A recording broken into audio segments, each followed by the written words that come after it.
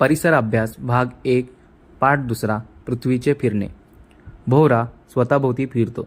स्वतःभोवती फिरणारी कोणतीही वस्तू प्रत्यक्षात एका अदृश्य रेषेभोवती फिरत असते. वस्तूच्या स्वतःभोवती फिरण्याला परिवलन म्हणतात. तर ती वस्तू ज्या अदृश्य रेषेभोवती फिरते तिला त्या वस्तूच्या परिवलनाचा अक्ष किंवा आस म्हणतात. ओळंबा आणि पृथ्वीचा अक्ष या दोन रेषा एकमेकांशी कोन करतात. म्हणजेच पृथ्वीचा अक्ष कललेला आहे. अशा अक्ष कललेल्या स्थितीमध्येच पृथ्वी परिवलन करत असते. उत्तर आणि दक्षिण ध्रुवांच्या मध्यावर पृथ्वीच्या पृष्ठभागावर एक वर्तुळ काढल्यास पृथ्वीचे दोन समान भाग होतात. पृथ्वीवरील या काल्पनिक वर्तुळाला विषुववृत्त म्हणतात. विषुववृत्तामुळे होणाऱ्या पृथ्वीच्या दोन समान भागांना उत्तर गोलार्ध आणि दक्षिण गोलार्ध म्हणतात. लीप वर्ष ग्रेगोरियन पद्धतीच्या दिनदर्शिकेत वर्षाचे सर्वसाधारणपणे 365 दिवस धरतात. याचा अर्थ असा की प्रत्येक वर्षात 6 तास कमी धरले जातात. म्हणजेच 4 वर्षात 24 तास किंवा एक पूर्ण दिवस कमी धरला जातो. हा दिवस भरून काढण्यासाठी ग्रेगोरियन दिनदर्शिकेतील प्रत्येक चौथ्या वर्षात फेब्रुवारी महिन्यात एक अधिकचा दिवस जोडला जातो.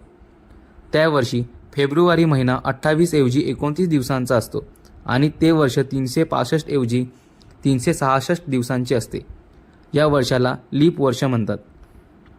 उन्हाळा, पावसाळा व हिवाळा हे मुख्य ऋतू मानतात.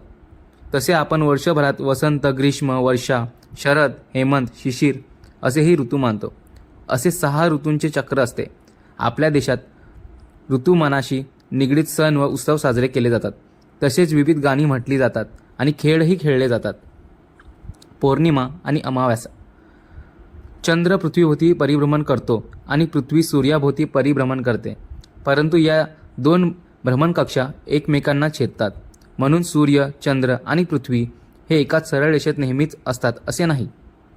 आपल्याला चंद्राच्या पृष्ठभागाचा पृथ्वीकडील अर्धा भाग दिसतो. म्हणजे पृथ्वीवरून आपल्याला चंद्राची नेहमी एकच बाजू दिसते. चंद्र स्वयंप्रकाशित नाही. म्हणून सूर्याचा प्रकाश चंद्रावर पडल्यामुळे तो आपल्याला पृथ्वीवरून दिसतो. पौर्णिमेच्या रात्री आपल्याला चंद्राचा पृथ्वीकडील पूर्ण भाग दिसतो.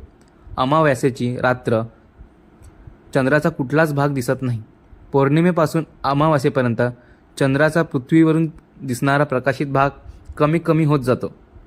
अमावास्येपासून पौर्णिमेपर्यंत तो पुन्हा वाढत जातो.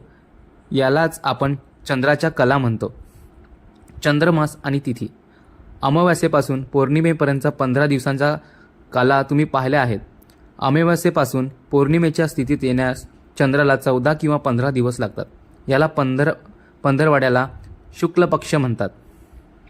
पौर्णिमेनंतर चंद्राच्या पृथ्वीकडील प्रकाशित भाग कमी कमी होऊ लागतो. 14 ते 15 दिवसांनी पृथ्वीवर अमावास्या येते. या पंधरवड्याला कृष्ण पक्ष म्हणतात.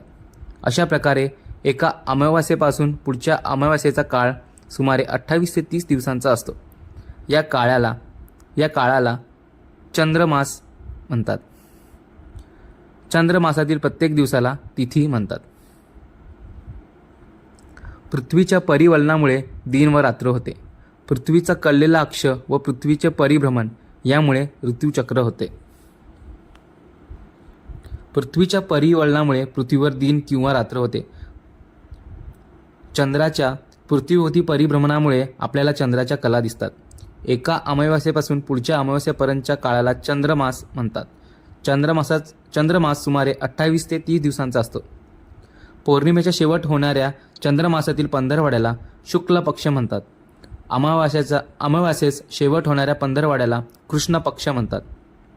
चंद्रमासातील दिवसांना तिथी म्हणतात.